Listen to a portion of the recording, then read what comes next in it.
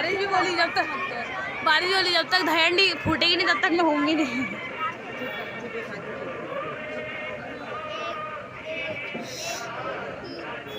कौन है दो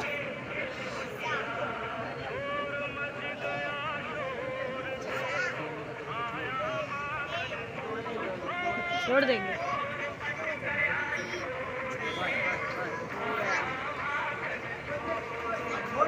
और चल